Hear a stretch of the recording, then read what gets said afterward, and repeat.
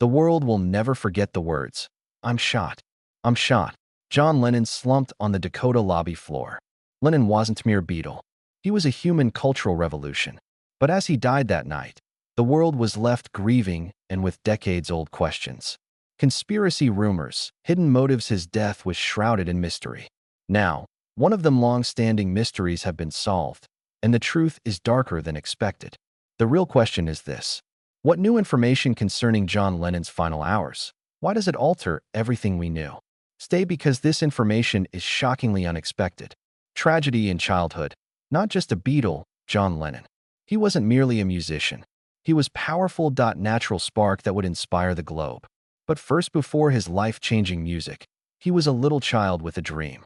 Born into a rich life, anarchy, heartbreak. John Winston Lennon was born in Liverpool Maternity Hospital on October 9, 1940. Hospital. The sole offspring of Alfred and Julia Lennon. His merchant father, Irish fisherman, was away, mailing paychecks that would finally quit after he vanished. John was a baby. Life was a struggle. His mother, Julia, got pregnant by another man, and after John was cared for by his aunt after Mimi contacted Liverpool Social Services. But fate continued testing him. In 1946, his father secretly took him to Blackpool, wanting to go to NZ. Julia tracked them down, forcing the 5-year-old to pick parents. John reportedly chose his father twice. As Julia left, he chased her, crying. Result: bond breakage relationship. His father that took over 20 years to repair. John grew up at Mendips, 251, Menlo Love Avenue. Underwatch Mimi and George, two excellent Smith, a childless couple. They own. Contrast-filled household. Mimi provided stability. Uncle George encouraged him to think, play, and solve riddles. Julia visited often, teaching him banjo and showing him Elvis and Fats recordings. Domino, sowing the seeds of his rebel musical future. Even young Lennon was energetic and deadly, as he described subsequently as a ranting mad poet/musician who couldn't hide himself. Teacher dubbed him troublemaker. Parents advised children to stay away. Yet, he lured them in, bending their views, opposing authority, and quietly learning about independence and feminism from the 5. He was influenced by his mother. Holidays were crazy. Cousin experiences, movie excursions, Blackpool Tower Circus, and acts that captivated young Lennon. Yet life always highlighted its frailty. His uncle George died suddenly in 1955. Also in 1958, tragedy struck harder. He lost his mother Julia to an automobile, abandoning John, a grieving, enraged, rebellious youngster. This suffering would inspire eerily personal songs like Beatles' Julia. School provided little refuge. The Quarry Bank High School, enthusiastic but misguided, talented but resistant. He harassed, he fought, disrupted, and quietly built a new mindset. Revolutionary artist. The cheap guitar Julia gave him as her last present became his initial weapon in a lifelong fight against the mundane. Mimi questioned him, scoffing that music would never support him. But John's ambitions were never commonplace. Even in college, trouble ensued. He experimented in Liverpool College of Art, Teddy Boy style, flirted with expulsion. Student peers like Cynthia Powell, his future wife, saw him flirt with chaos. Even so, his lifestyle and creations were magnetic. This boy would change everything. The chaos, heartbreak, rebellion. They went beyond developing pains. They were the foundation for a mind that would question everything, challenge large, leaving the Beatles, and changing music forever. John Lennon changed music history at 15. He founded the Quarrymen, a skiffle group named after him, in September 1956. Quarry Bank High. Even though it started small, John's magnetic, rebellious personality shone. In summer 1957, Quarrymen were playing skiffle and rock and roll, revealing his genre-bending talent. Liverpool. It was their second appearance on July 6, 1957 at A Garden Fete at St. Peter's Church in Walton introduced Lennon to Paul McCartney. Lennon immediately asked Paul to join the band, starting a world-changing partnership. Not everyone agreed. Paul's Aunt Mimi father worried about Lennon's lower-class associates corrupting Paul, but they tolerated rehearsals at Home Point 20 Road. Lennon created Hello Little Girl, his debut song, during this time. Subsequent UK top 10 hit for the foremost. Paul advised George Harrison to lead guitar. Harrison impressed Lennon at 14 with a bus stop audition. Stuart Sutcliffe, Lennon art schoolmate, bassist. In 1960, Lennon, McCartney, Harrison, and Sutcliffe became Beatles. August 1960, the band spent 48 nights in Hamburg. Though Aunt Mimi begged, they hired percussionist Pete Best. Lennon focused on art instead, which changed him. Tiresome overnight performances gave them prelude to fuel marathon shows. These nights forged their famed stage presence and endurance. By 1962, Brian Epstein managed the band, changing their look and performance presence, attire. Lennon, originally resistant, later agreed, joking he'd wear a bloody balloon for money. Hamburg hosted Sutcliffe. McCartney moved to bass and Ringo Starr replaced Best, completing the quartet. Love Me Do, their debut single, reached number 17 in the UK. A modest win foreshadowing the storm. Recording Please Me on February 11, 1963, band finished session in under 10 hours. Cold-stricken Lennon performed a classic twist and shout, his strained voice soaked with emotion. Lennon-McCartney songwriting partnership ruled album. Lennon's passion of wordplay was only beginning. McCartney added, Lennon was our Elvis, the wittiest, the sharpest, and group leader. Beatlemania swept 1963. The UK. Lennon's first son, Julian, was born in April while touring. Relentlessly. His irreverence was on display at the Royal Variety Show that he encouraged poorer audience members to clap and wealthier audience members to rattle jewelry, slyly mocking the aristocracy that predicted his lifetime authority challenge. February 1960, for they went global after their Ed Sullivan debut. 2 years of rigorous touring, shooting, and songwriting followed. Lennon discussed literature with himself and a Spaniard in amusing experimental thoughts. Wit. The Beatles joined the Order of the British Empire in 1965, that emblem of mainstream approval. Convention did not limit Lennon. Fame was taxing. Crazy fans drowned out music, endangering musicians. Hits like Help were more than catchy songs. They portrayed Lennon's tears. For ease. His appearance changed during Fat Elvis. Press criticism drove weight loss and self-reinvention. Lennon was introduced to LSD at a dentist, sparking his interest in psychedelics. Dinner gathering, which scared him and his bandmates. Exhilarated. Lennon told the Evening Standard in March 1966 that outrage that Beatles were more popular than Jesus spread worldwide. USA Record the band left due to burnings, KKK threats, and a canceled show. Road. Lennon experimented in the studio, adding intricate sound and meaning to their songs. After their 1966 concert, Lennon briefly appeared in How I After Winning the War, returned to music on LSD. 1967 brought Shard featuring Lonely Hearts Club Band and Strawberry Fields' forever deep lyricism and conceptual risk. Also that year, All You Need Is Love projected 400 million viewers via our world, cementing Lennon as Summer of Love voice. Maharishi Mahesh Yogi Ashram Visit India signified the Beatles' artistic and spiritual split. The Lennon business acumen expanded with Harrison as they formed multimedia startup Applecore, encouraging artistic freedom. During 1968 political upheaval, Lennon issued Revolution, promoting thought over violence and facing radical criticism. Yakuno's studio presence against Beatles' protocol boosted conflicts, predicting the band's breakup. The year also saw the Rolling Stones' Rock and Roll Circus featured Lennon's boundary-pushing collaboration with Dirty Mac, encouraging cooperation. March 1969 was crucial. Lennon married Ono, making provocative lithographs, and starting Plastic Ono. Singles Give Peace a Chance, Cold Turkey, and Instant Karma showed his activism. To shock and inspire, he surrendered his MBE in protest of Britain's role in foreign issues and discreetly quit the Beatles in September. Fed up with McCartney public notice and power dynamics. But while the world watched Lennon change music and confront politics, his personal life was chaotic. Passion and intensity that inspired his music and action affected his relationships. Messy, intensive, and unavoidable. A difficult romance. John Lennon's romantic life was as convoluted and sensational as his music. Prior to his fame, Cynthia was a Beatle before fame, songs, and legend. John and Cynthia met at art school and had a rocky relationship. Cynthia later admitted early on, John was violent and had deep words leaving invisible but lingering marks. Their love was messy, passionate, and human. They married in 1962 while Cynthia was pregnant with Julian. But even this milestone arrived strings attached. The pregnancy and marriage were secret. The attractive, unattached Beatles image was carefully nurtured, and management felt any indication of domesticity may hurt the group's attractiveness. Cynthia described walking around trying to be someone else that she denied being John's wife whenever asked. For months, she carried both the baby and the secret, a ghost in plain sight. The couple married destined for conflict and heartbreak. Mutual infidelity claims and fame created a gap too big to cross. Cynthia one day found John and Yoko Ono together at home. She remembered staying the night before but returned to see what would end their marriage.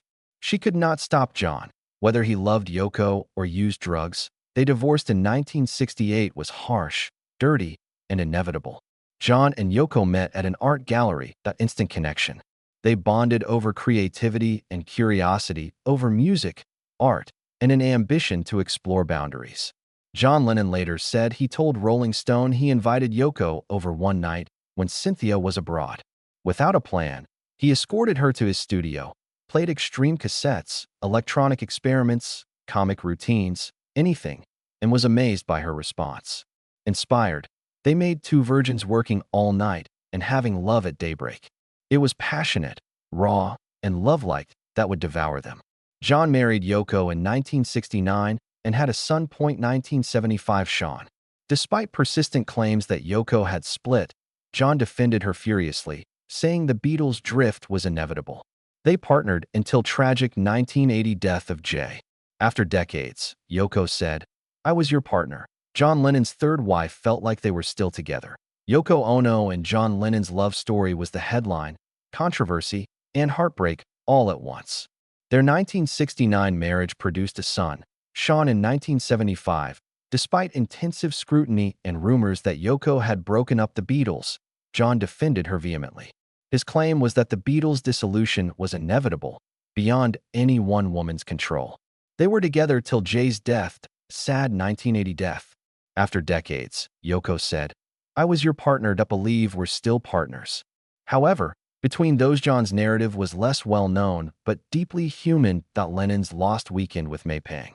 Pang was his 18-month partner that after his separation from Yoko, an era frequently overlooked in Beatles legend, but nevertheless man is chaotic and needs anchoring. The unraveling began following John's first divorce from Cynthia Powell. Cynthia had returned from vacation to Greece to discover John and Yoko casually eating breakfast in pajamas ignoring her. A banal domestic scenario marked the end. One chapter and the start of a bizarre, public one. After John briefly separated from Yoko, he began seeing other women in the same flat, sometimes in public. Yoko, who apparently didn't react. This began about the lost weekend, 1973 to 1975, after John left the Dakota, New York to Los Angeles with personal and production assistant May Pang assistant. This arrangement was special because Yoko orchestrated it. She gave orders Pang to be John's constant companion, feeling John could not manage life alone. Their first day together, John acted fast. Kissing Pang before departing New York established the tone for an uncommon, intimate connection. According to official accounts, anarchy, drug, and alcohol abuse ensued. Binging, hotel room damage, and public arrogance. He was banned from the Troubadour nightclub for his crazy behavior. However, Pang's 2022 account documentary The Lost Weekend depicts a more complex love story. Picture. She emphasizes that love existed despite the pandemonium. Stability and peak moments. Pang, 22, from Spanish Harlem of Chinese descent, worked on experimental films with John and Yoko. She became John's assistant. When they split, she took on a new position. Anticipated but surprisingly maturely accepted. By April 1974, she calmed Jay's turmoil. They returned to NYC, not to the Dakota, but to their own flat. Pang helped John reconnect with his ignored son Julian for 3 years. He even rejoined musically, featuring Stevie Wonder, Harry Nilsson, and Paul McCartney in a jam session and others, creating the notorious bootleg A Toot and a Snore. In '74, this phase also boosted Lennon's solo career.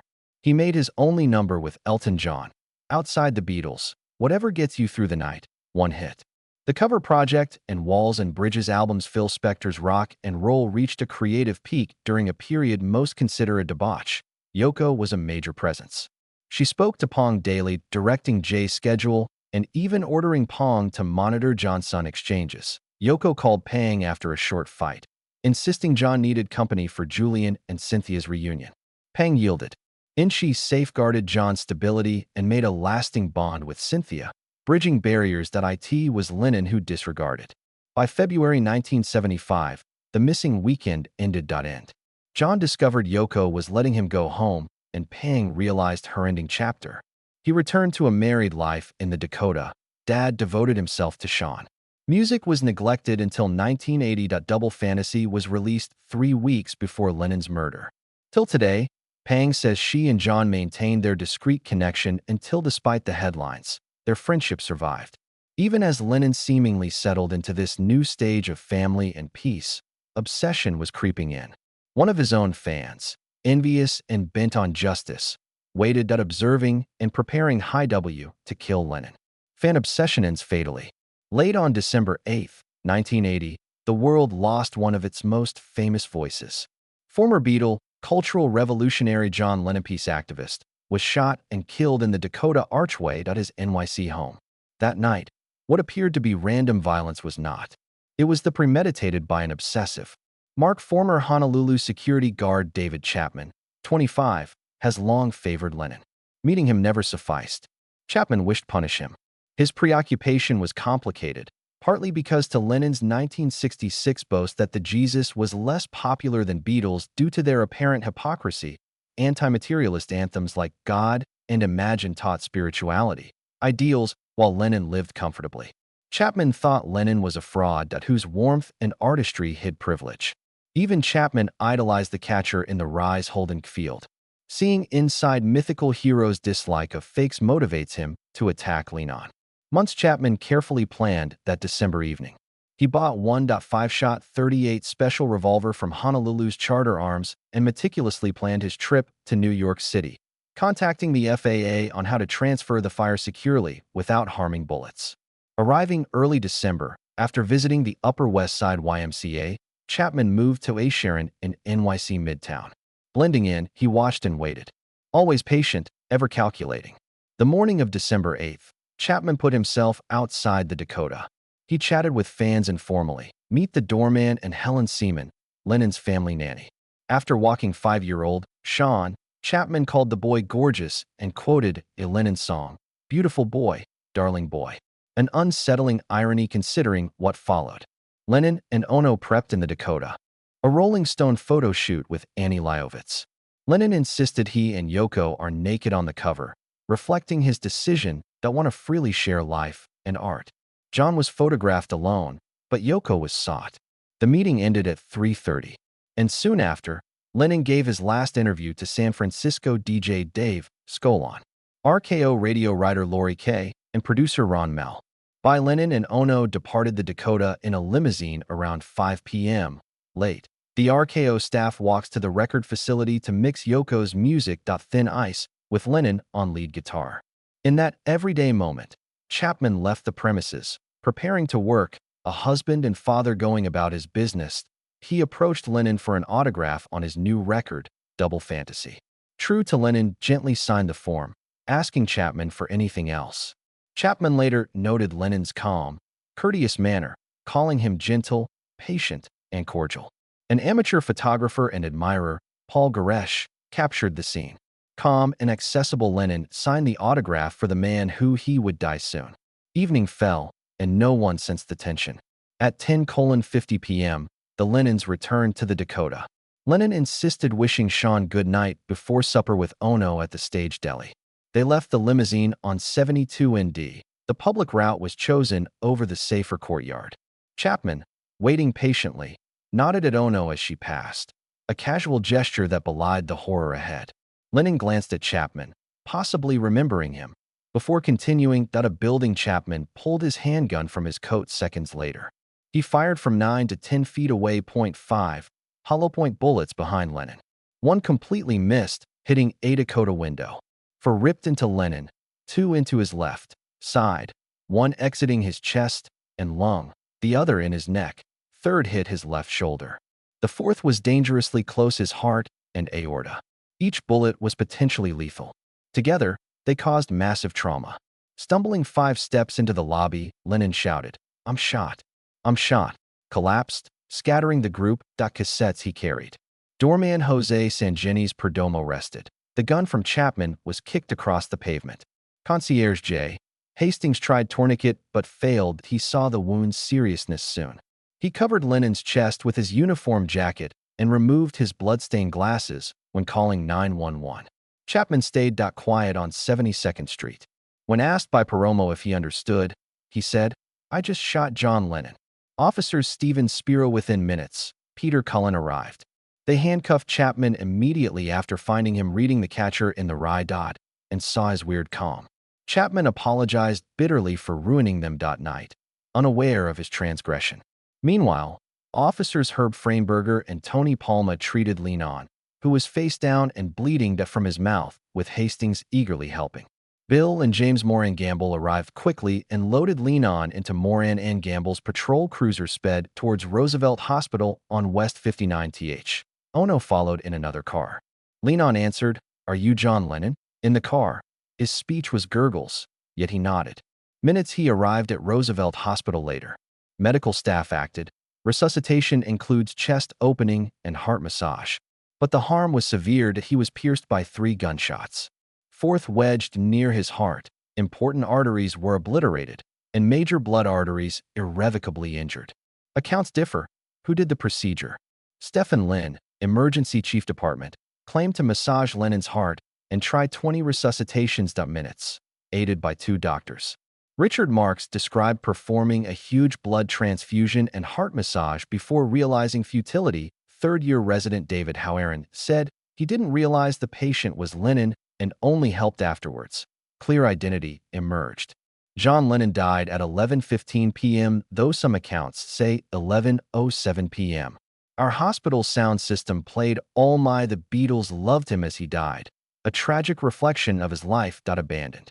The city mortuary at 521st Avenue received his body. Autopsy. Hypoalmic shock from 80% loss is the official cause of death. Blood volume from several left shoulder and chest gunshot wounds. The bullets devastated his left lung, subclavian artery, and aorta. Even immediately medical treatment, survival was impossible. The wounds were exact, fatal, and devastating. The next day, the globe was shocked. A man whom generations have listened to died, undone by tragedy, illness, or misfortune because an obsessive fan wanted revenge at him for his integrity, accomplishments, and goals. Everything Chapman could not become. Lennon's last hours, interviews, photos, and fun with his family were eclipsed by his murder. David Chapman kept still as officers dragged him away, locked in his gloom. The Dakota, a building that had seen several music eras, now silently experienced its most sorrowful. December 8, 1980, was the day the world lost Nota Beatle, visionary, husband, father, and unrepentant spirit. Every encounter, occasion, and aspect of that night now held John Lennon's loss, commemoration, and legacy. John Lennon mystery final solution. Terrible. People have wondered why Mark David Chapman, a Beatles devotee, killed Lennon. Answer is an obsession, ideology, rage. Chapman was profoundly uneasy about Lennon. Famous 1966 claim that the Beatles were more popular than Jesus and subsequent songs like Imagine and God. When Lennon questioned religion and preached world without stuff. This meant more to Chapman, who had recently converted to religion. Provocative. It was sacrilegious. Chapman's rage was deliberate. He immersed himself in Lennon's world through Anthony Fawcett's John Lennon, One Day at a Time biography. It described Lennon's opulent NYC lifestyle. Lennon preached love, peace, equality when surrounded by boats, estates, and millions. Chapman became preoccupied contradiction. According to his wife Gloria, he was enraged that Lennon preached ideals of simplicity and luxury. Chapman stated that Lennon's music and wealth made him feel betrayed, like he was laughing at fans who built their lives around his music. Chapman's passion increased the flames. Fictitious catcher in the Rye Holden Field. Field raged against fakes. Chapman considered Lennon the greatest fraud. Man preaching anti-materialism over reading. His thinking was black, full of fury and morality. He later said that judgment, combining Caulfield's and Lennon's lives, risky justification in his head. Chapman's reasons don't tell the whole story for some. Story. Lennon fanned conspiracy fantasies for decades. Political activism and his odd death. Reports said the CIA and FBI Lennon was monitored for his leftist views. Theorists like Barrister in 1990, journalist Fintan Breller wrote, "Who killed John Lennon?" Suggested Chapman may have been brainwashed to be an assassin, like the Manurian candidate. One Bad Day by Liverpool writer Ian Carroll dramatized a similar premise. Showing Chapman as exploited by a rogue CIA branch that intended Lennon gone.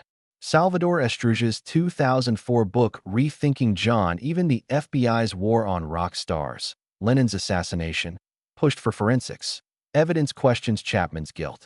A 2010 documentary, The Day John Lennon Died, suggesting Dakota doorman Jose Perdomo had his Bay of Pigs involvement as a Cuban exile, gave him CIA ties. Pig invasion. On December 8, 1980, Chapman fulfilled his obsession. Outside before Chapman fired 5 shots for hitting Lennon, ending the Dakota incident. Lennon signed an autograph for him. Global icon's life. Chapman admitted secondary murder. 22. Life sentence. Since 2000, Chapman has been eligible for parole but repeatedly denied. The board emphasized his thirst for fame and public risk. Safety and the risk of reoffending. Chapman remains. Greenhaven Correctional Facility bars. The man whose devotion and ideas wrecked a life fled the world asking same thing. Why? Do you believe Chapman's cutting reason? Does John Lennon's brief life make sense? Share in the comments. Remember to like, share, and subscribe. Also, click the next video.